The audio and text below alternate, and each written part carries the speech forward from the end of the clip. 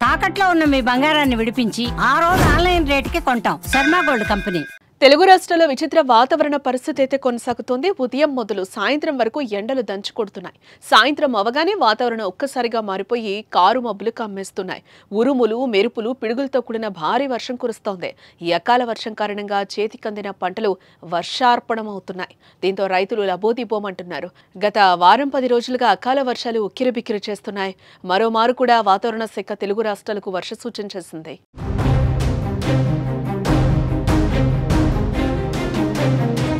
తెలంగాణలో రాబోయే 2 రోజుల్లో ఉరుముల మెరుపులతో కూడిన వర్షాలుంటాయని ఎల్లో అలర్ట్ను జారీ చేశారు.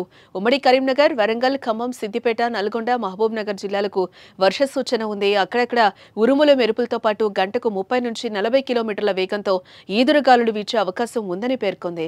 ప్రజలు అప్రమత్తంగా ఉండాలని, ముఖ్యంగా లోతైన ప్రాంతాల్లో నివసించేవారు జాగ్రత్తలు తీసుకోవాలని వాతావరణ శాఖ అధికారులు సూచించారు.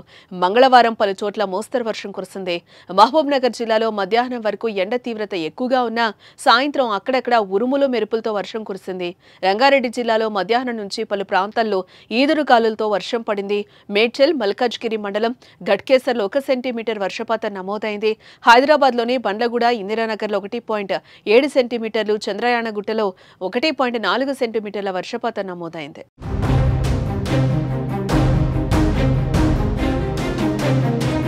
అటు ఆంధ్రప్రదేశ్లోనూ 3 రోజుల పాటు భారీ వర్షాలు కురిసే అవకాశం ఉంది.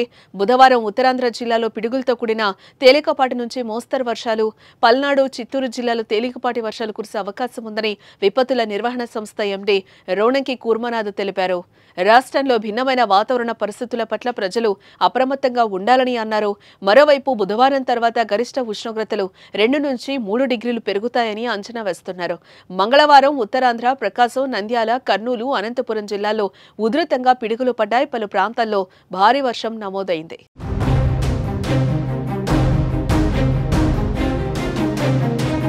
అకాల వర్షాలకు 2 రాష్ట్రాల రైతులు ఇబ్బంది పడుతున్నారు. అయితే చేతికొచ్చిన పంట నష్టపోయేలా ఉందని ఆవేదన వ్యక్తం చేస్తున్నారు.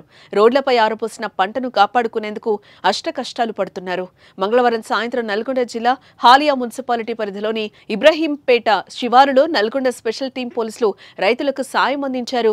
విధులకు వెళ్లి వస్తున్న సమయంలో అకాల వర్షంతో ధాన్యం తడుస్తూ ఉండడం చూసి చలించిపోయారు. వాహనం దిగి పట్టాలు కప్పి రైతులకు సహాయం చేశారు.